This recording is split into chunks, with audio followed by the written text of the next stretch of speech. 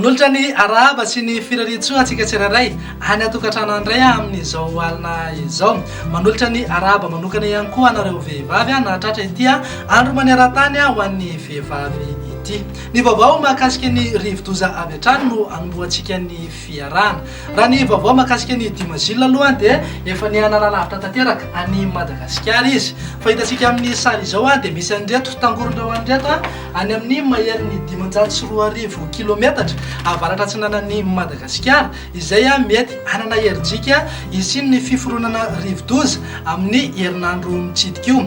Ny ankatahana amintsika tsirairay natokantrano any dia nanaraka tsy tapaka ny vaovao mahakasika ny mety ho tetry ny andro ary ny iomana hatrany hatrany ny amin'izay mety fiavian'ny rivo-doza izay.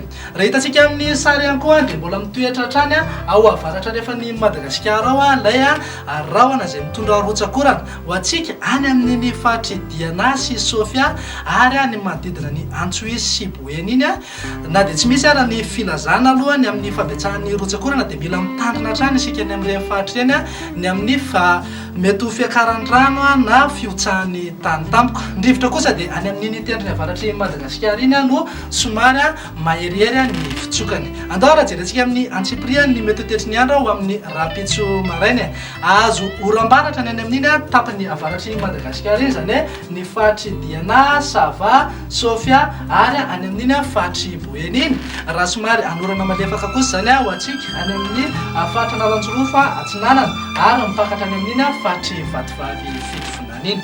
Ny eto amin'ny fahatry ny Voatany kosa dia saika andrahoana ny andro na anjombona mihitsy azy izay arahana erika zany indraindray fa hisava miandalana ihany zany ahita masoandro ihany zany tsika amin'ny ankapobeny raha ho amin'ny rapitso. Ny any amin'ny morontsiraka andrefana sy any amin'ny tapany atsimo Madagasikara iny moa dia hibalika mihitsy ingaby masoandro. Raha ho an'ny tolakandro kosa indray dia ho maina hatrany ny andro aloha any amin'ny ilany andrefana sy any amin'iny tapany atsimony Madagasikara iny. Raha azorana tandrifindreo zany ho an'ny faritra Atsinanana, Vatovavy Fitofonana, mipakatra any amin'iny faritra Atsimo Atsinanana sy any amin'ny renivohitry Fianarantsoa mihitsy azy izay orana tandrifindreo an'izay raha saika azo oram-baratra kosa ny faritra sisa rehetra. Raha ny maripana voavinavina ho amin'ny rapitso maraina zao dia manodidina amin'ny 9 ka hatramin'ny 9 degré celsius eo ny eto amin'ny fahatry ny Voatany.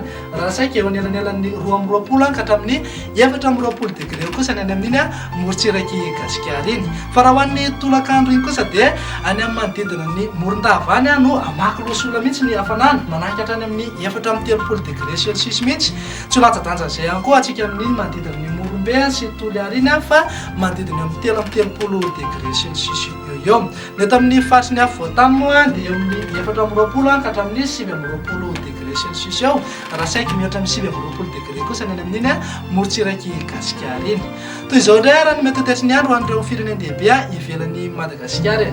Anorana malefaka ho an'ny Paris, Johannesburg, Nairobi ary Seychelles. Raha somary maka endrika tandrifindreo izay oran'izay ho an'ny Maurice. Anoram-baratra kosa zany ho an'ny Comore raha maina tanteraka mihitsy ny andro any Milan, Bangkok ary La Réunion any.